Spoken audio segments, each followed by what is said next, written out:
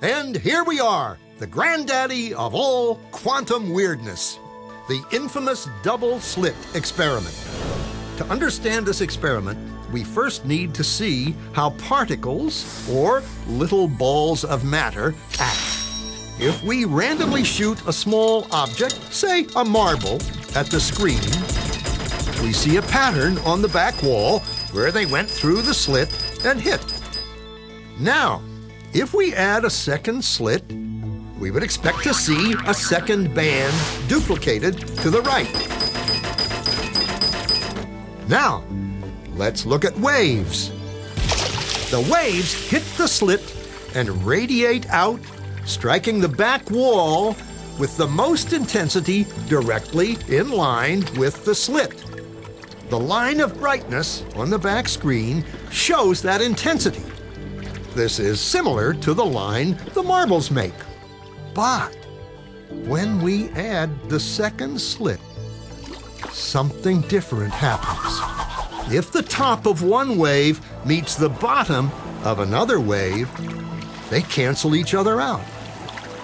So now there is an interference pattern on the back wall.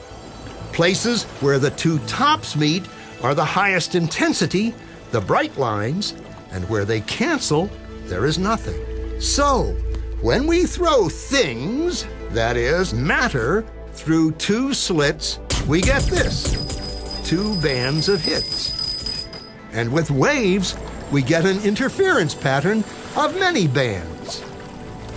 Good so far. Now, let's go quantum.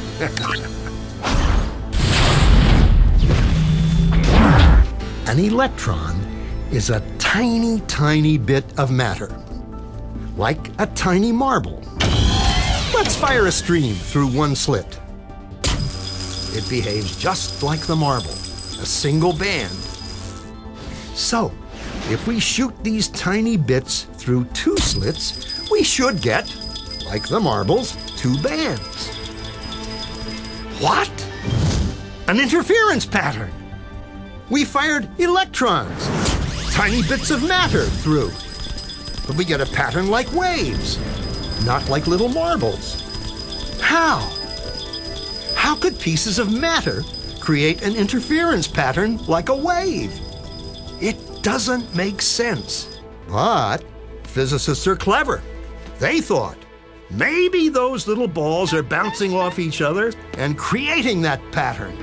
So, they decide to shoot electrons through one at a time. There is no way they could interfere with each other. But after an hour of this, the same interference pattern is seen to emerge. The conclusion is inescapable. The single electron leaves as a particle, becomes a wave of potentials, goes through both slits, and interferes with itself to hit the wall like a particle.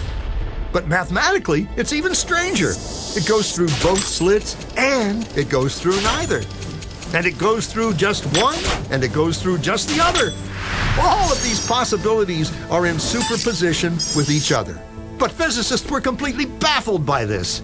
So they decided to peek and see which slit it actually goes through. They put a measuring device by one slit to see which one it went through and let it fly. But the quantum world is far more mysterious than they could have imagined. When they observed, the electron went back to behaving like a little marble. It produced a pattern of two bands, not an interference pattern of many. The very act of measuring or observing which slit it went through meant it only went through one, not both. The electron decided to act differently, as though it was aware it was being watched.